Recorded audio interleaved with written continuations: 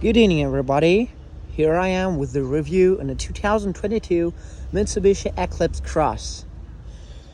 First, I want to show you the exterior. So it's actually a small compact crossover SUV. It's not too big and not too small. It's actually the perfect from the size. I really like those lights. They're like really special. I like actually the exterior of this car from every side. So from the front, from the behind, and from the side. This part reminds me a little of the old Lexus models, and actually the new Mitsubishi design is here completely used. This car has a keyless assist, so you just have to push the button and you do not have to take the key out of your pocket. When we sit here inside, we will see that this car is actually not luxury. Here, the seat regulation is electric completely, so it's actually a really good thing. The materials, this is leather, but it's not real leather. And this, yes, it feels a little bit cheap, and it's not leather. It's, oh my god, how it's called?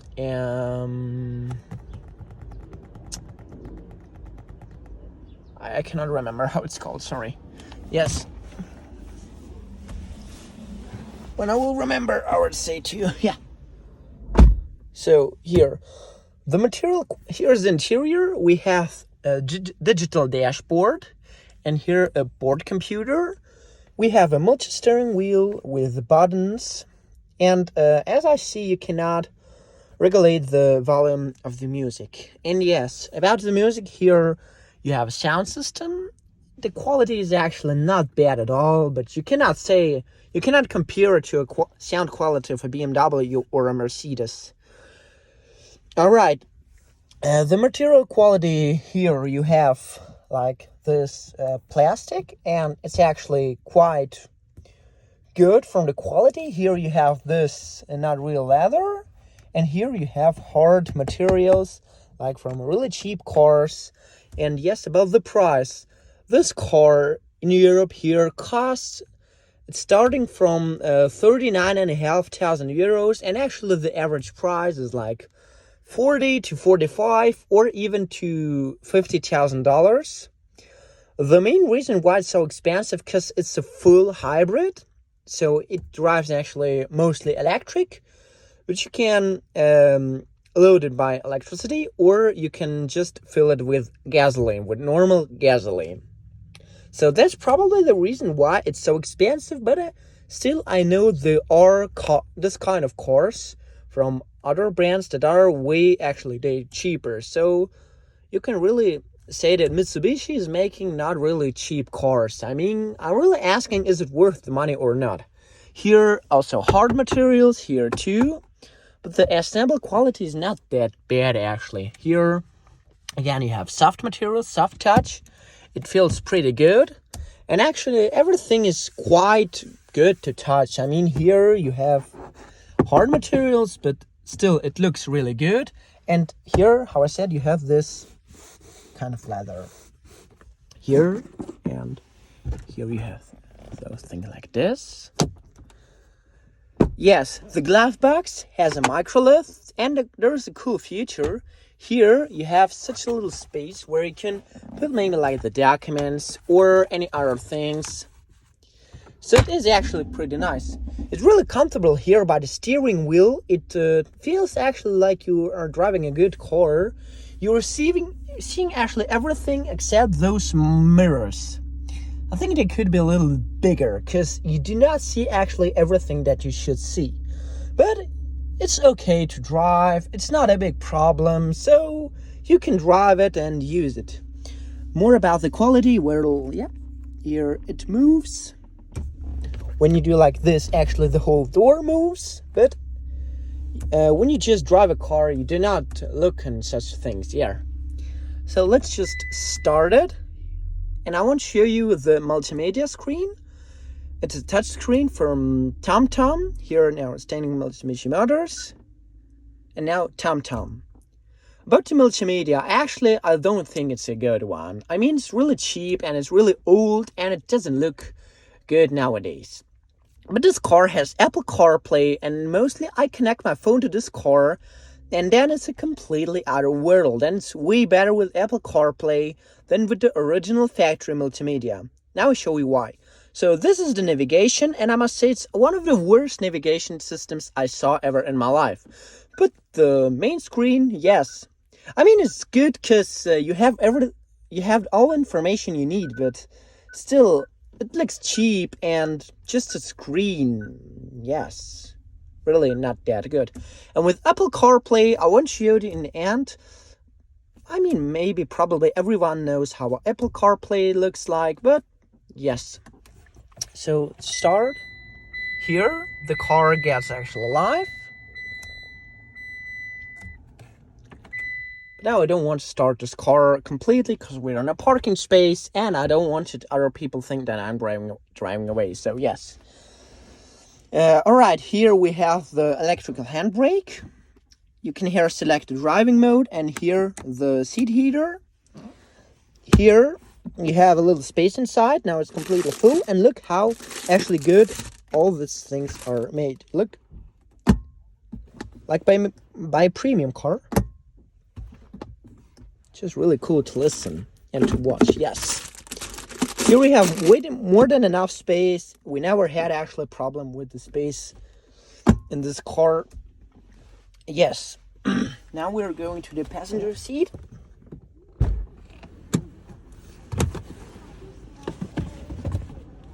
Or no. I'll show you the back seats. Alright, here is actually quite comfortable to seat. We have I'm 1.80 meters and I don't know how much it's in American inches.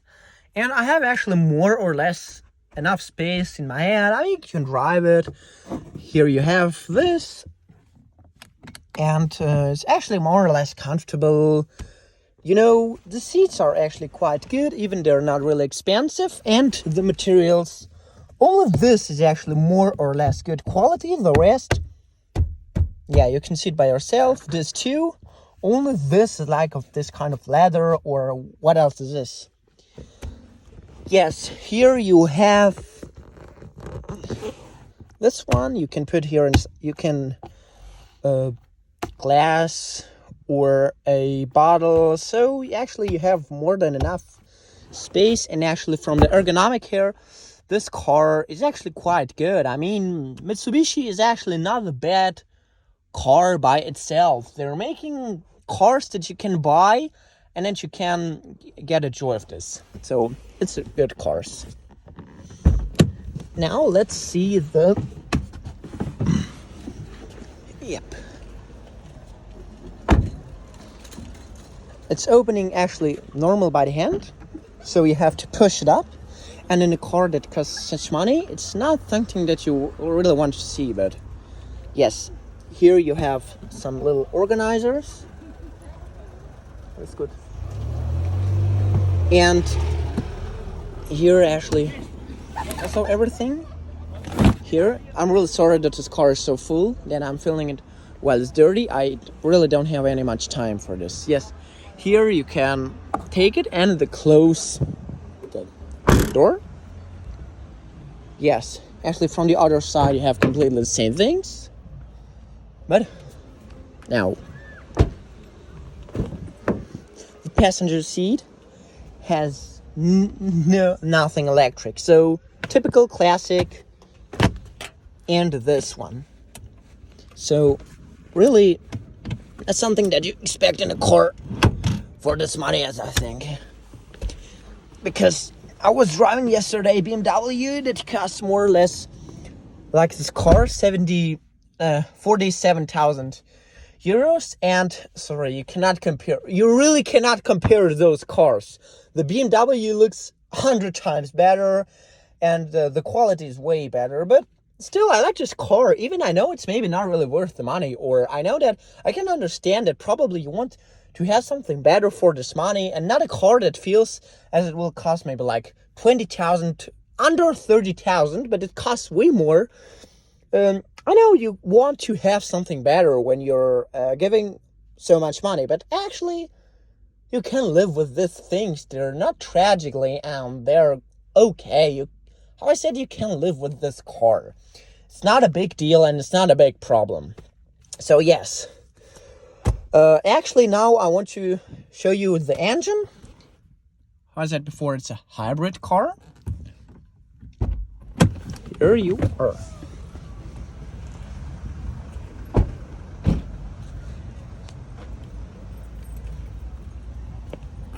I said it's a hybrid engine. It's a VV car.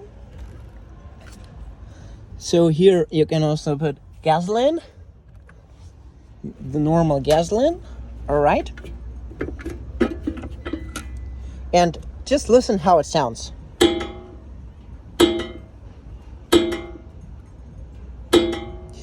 Well, yes.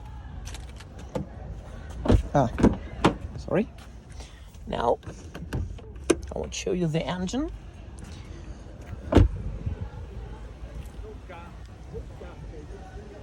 Here, you can open this like this.